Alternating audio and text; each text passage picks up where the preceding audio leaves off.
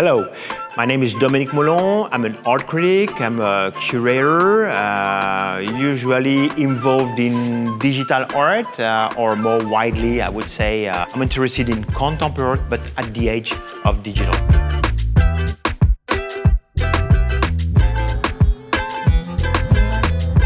I come from a small city in the center of France with, at this period of time, no museum at all.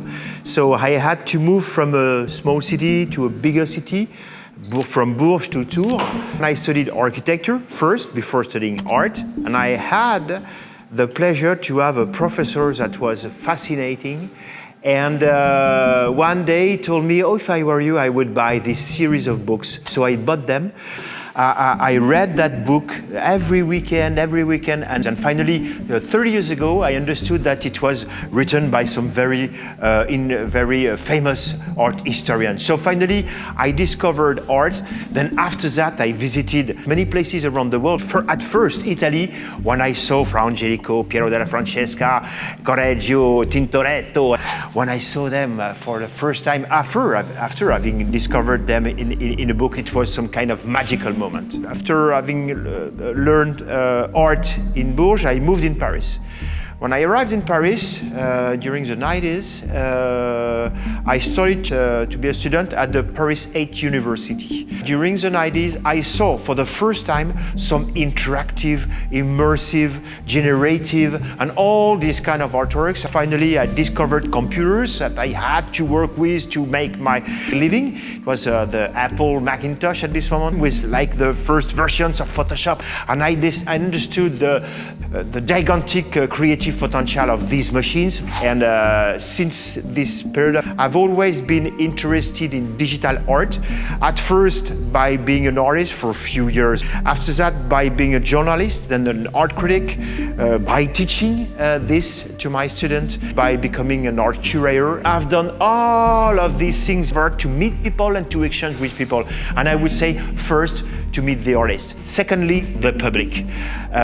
Because art world is an ecosystem. The audience at 6 p.m. will enter the exhibition and it will be their exhibition. Not anymore the artist, not anymore the institution, not anymore the gallery owner, the curator. You have done your work. The worst moment is probably the moment that the artworks arrive. You know approximately where they will be put. I hate the moment when you don't understand your exhibition. It's almost here, but it's not here.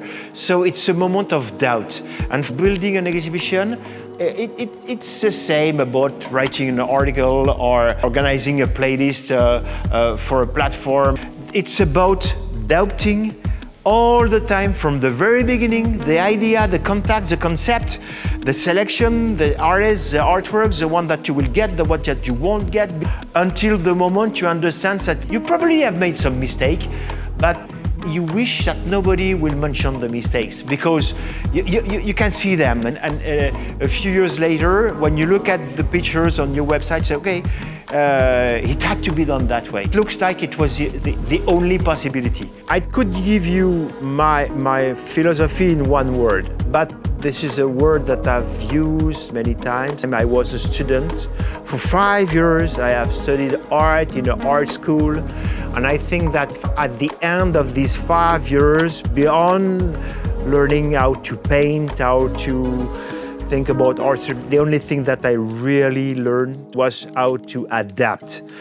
And we have to adapt more than ever, to adapt to the data, to adapt to the AI, to adapt to the complexity of the world. This is the first advice that I give my students is, please do adapt to what is happening, to the technologies that are emerging, to the idea, to the style, to the trends. If you don't adapt, your life might be a little bit more complicated.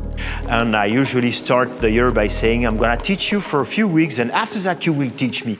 Everybody has to teach me something. Sometimes they give me some advice, and it's very frequent that attract my attention on some other trends that are emerging. Having students in front of you when you're a professor of any domain, including art, it's about convince them. It forces you to scratch your head during the day before, the night before, to try to convince them. And when you don't convince them on Tuesday, you think about the next Tuesday. Teaching is about convincing, but curating is also about convincing. Convincing artists, convincing an institution, convincing a gallery, convincing a platform. So I've spent my life by trying to convince about what I think deserve to be exhibited, to be written about, deserve, I would say, the best. Last year, it was the year of the AI for everybody. And the possibility to create as many pictures as you want in a few seconds. So we decided to look back in some previous industrial revolutions, but also artists such as Monet, who started to paint series, and we consider that it was the beginning of modern art. The idea of series painting the same cathedral every day and try to repeat some gestures, some frames, and this is exactly what the artists currently are doing, but they don't do like 10 or 12, they do 10,000 when it's about some series on NFT platforms. This is why we decided to name it Infinite Variations, because there are infinite variations. Behind me, there are infinite variations. In front of me, the problem is not anymore to create thousands of images. The problem now is to choose the right one, which is an artistic act. When I was young, I used to read some novels or movies about the 2000. It was supposed to be very different. Finally, when I looked out of the window on the 1st of January 2000, I said, okay, this is the same world that I've known. If we would go back to digital art, it's made of a period of time when sometimes an innovation, a tiny thing, made things very different. Because of the 2000s, digital was not for experts anymore, but for everybody, and everybody was able to build her or his own community. Digital art is, or have been, a community at the periphery of the art market. I believe in community, and I'm come from the digital art ecosystem, and moving towards the contemporary ecosystem. But I'm really in between these different worlds, plus the academic world, plus the theory world, plus the NFT world. Nowadays, you want to publish a book, you crowdfund, and you can publish it, or you can organize a exhibition. I'm not saying it's always easy, but I'm saying it's always possible. I'm tempted to say that if I knew who will be the Michelangelo of the future, probably I wouldn't be here.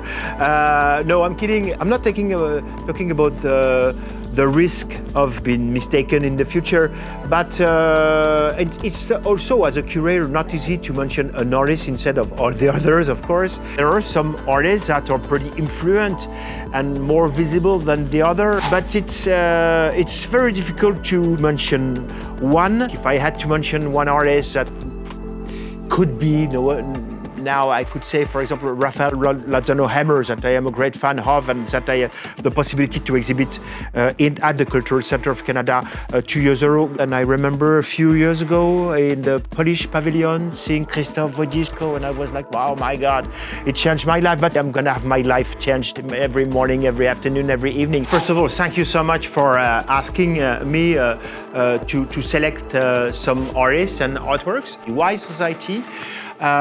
Because I have been interested in art, in the context of digital art, in the context of contemporary art, in the context of the art market. When I look the past, the common element, these different kind of context might be society. I thought that society might be the title that would fit, because I have spent a lot of time in the ecosystem, but what is in middle of art and technology is probably society, because by looking after digital artwork, by using the tools and services that modify the society we live in, we can give the audience some keys to understand the world we live in, but through art. And the best way to understand the world we live in is to look at the art that is produced in that very world. Want to know about Renaissance or about the 18th century, 19th century,